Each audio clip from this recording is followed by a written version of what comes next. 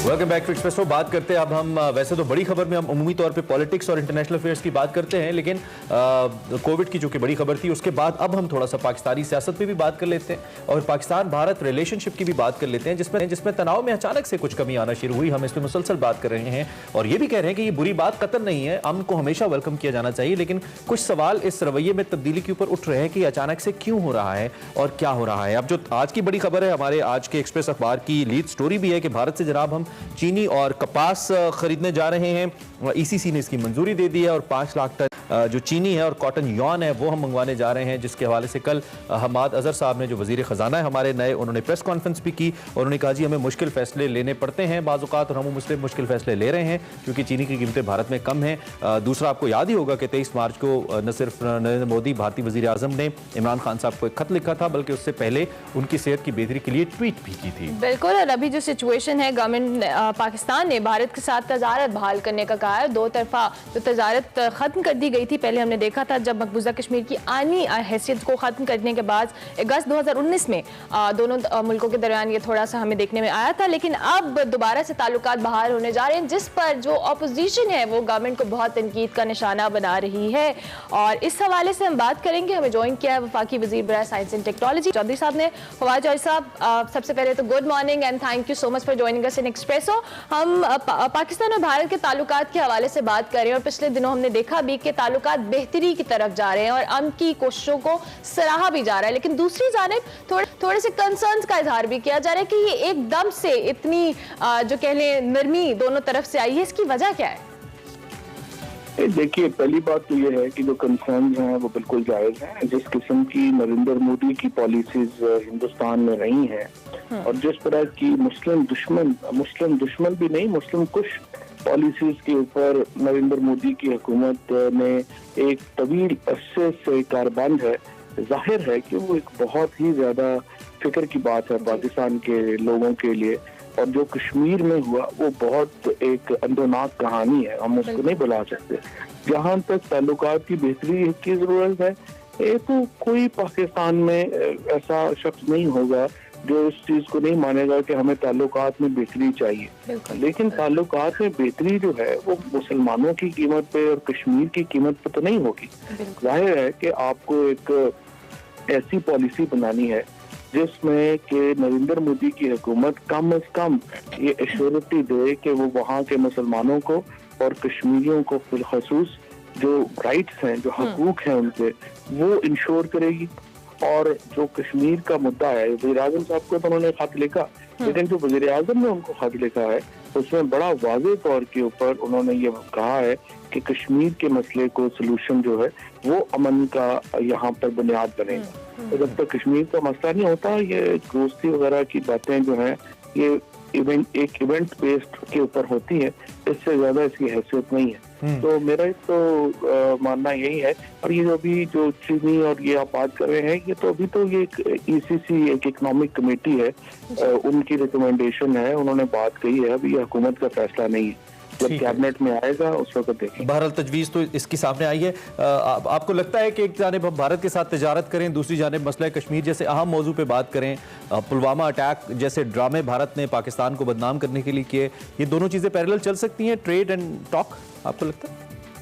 नहीं, मुश्किल हो जाएगा। मुझे लगता है कि इसको देखना पड़ेगा कि इसके क्या कॉन्सिक्वेंसेस हैं और देखना पड़ेगा कि इसकी क्या जो है वो आगे इसकी सूरत हाल क्या है। क्योंकि देखिए, जो इकोनॉमिक कमेटी होती है वो सिर्फ मुआशी नुक्ता नजर से फैसला करती है। जब काबीना में बात आती है तो उस वक्त फॉरेन अफेयर्स भी आपके सामने आते हैं, इंसानी हकूक भी आपके सामने आते हैं, सियासी जो पॉइंट ऑफ व्यू है वो भी आपके सामने आता है। तो ये थोड़ा सा हमारा जो मीडिया है उसको भी ये थोड़ी सी एक ट्रेनिंग की जरूरत है कि उनको पता हो कि इकोनॉमिक कमेटी में और हुकूमत में क्या फर्क है, और सो दैट जब वो हेडलाइंस लगाएं तो उसको इल्म हो कि वो क्या लगता है। बात ठीक है, लेकिन हमाद अजहर साहब ने चूंकि प्रेस कॉन्फ्रेंस की, नए वजीर खजाना है, तो ऑब्वियसली तो आपको पता है बननी थी, आप खुद भी सहाफत से वाबस्ता रहे हैं। आगे हम हम बात करते हैं ये जो इस वक्त सूरत हाल बन रही है आपकी गवर्नमेंट के अंदर, मईशत के हवाले से ही इनफैक्ट महंगाई के चैलेंज के ऊपर हफीज़ शेख साहब को जो तब्दील किया गया और हमाद अजहर साहब को लेके आया गया, अब ऐसे कौन से फैसले आपकी गवर्नमेंट एक्सपेक्ट कर रही है हमाद अजहर साहब से जो हफीज़ शेख साहब नहीं कर पाए? और आगे रमज़ान भी आ रहा है, तो कोई पॉलिसी के अंदर शिफ्ट है, कोई कुछ नया है जो हुकूमत आवाम को देने जा रही है? देखिए, पहली बात तो यह है कि हफीज शेख साहब जो हैं वो एक बहुत मंझे हुए, बहुत तजुर्बाकार और बहुत आई वुड से एक बहुत ही इज्जतदार जो थे वो शख्स थे, और उनकी जो सलाहियतें हैं उससे इनकार जो है वो मुमकिन नहीं है। उन्होंने बिल्कुल गिरी हुई मईशत को बेहतर करने के लिए अपनी सही की कोशिश की। चूँकि इस्लामाबाद हाई कोर्ट का एक फैसला है जिसके बाद ये आप जो नॉन इलेक्टेड लोग हैं उनकी जो पावर्स हैं उनको बड़ा महदूद कर दिया गया, लिहाजा आपको हफीज शेख साहब को हटा के तो एक फुल फ्लैज जो MNA है उनको ये चार्ज जो है वो दिया गया है। अब हमाद अजहर में और हफीज शेख साहब में अप्रोच का तो एक बुनियादी फर्क होगा। उसकी वजह यह है कि जो शख्स इलेक्शन लड़कर आता है वो लोगों से जुड़ा होता है, उसको एग्जैक्टली देखिए वो चीनी की कीमत से लेके तेल की कीमत से लेके हर चीज का उसको पता है कि अवाम को उसे उसने दोबारा वोट लेना है तो उसको ये चीजों की कीमतों में इस्तेहकाम लाना होगा, रोजगार के मौके पैदा करने होंगे। जो टेक्नोक्रेट होता है उसकी थोड़ी सी अप्रोच जो है वो ये नंबर्स के ऊपर होती है कि फॉर एग्जांपल अगर बिजली मुझे 17 रुपए की पड़ रही है तो मैं 16 की क्यों बेचूं, मैं 17 की बेचूंगा क्योंकि मुझे तो नंबर चाहिए।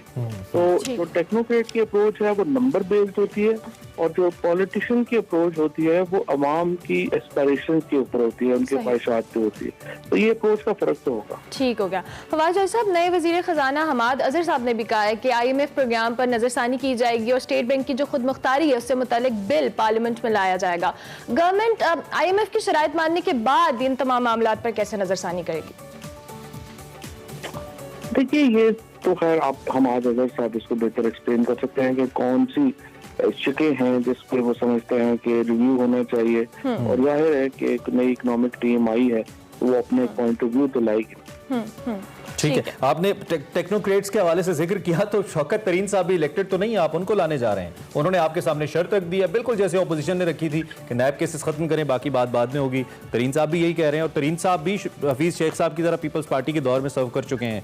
तो ये कैसा फैसला होगा? फिर ऐसा तो नहीं कि 6 माह बाद फिर एक यू टर्न लेना पड़ेगा या फिर आप पे तनकीद आएगी? फवाद साहब, ये बात तो जाहिर है जी प्राइम मिनिस्टर साहब का एक फैसला है, उनका प्रेरोगेटिव होता है कि वो किसको लगाएं किसको नहीं हटाएं, लेकिन फिलहाल जो है वो वजीर खजाना तो हमाद अजहर ही रहेंगे, क्योंकि जो इस वक्त फैसला है कोर्ट्स का वो यही है कि आपने जो पावर्स है वो इलेक्टेड लोगों के पास रहनी है। टेक्नोक्रेट्स की जो, और एक्चुअली ये फैसला भी बिल्कुल सही है, बड़ा जबरदस्त है। उसकी वजह ये है कि देखें आप करते क्या हैं, जो पूरा ये हमारा जो निजाम है ये किस बुनियाद पे खड़ा है?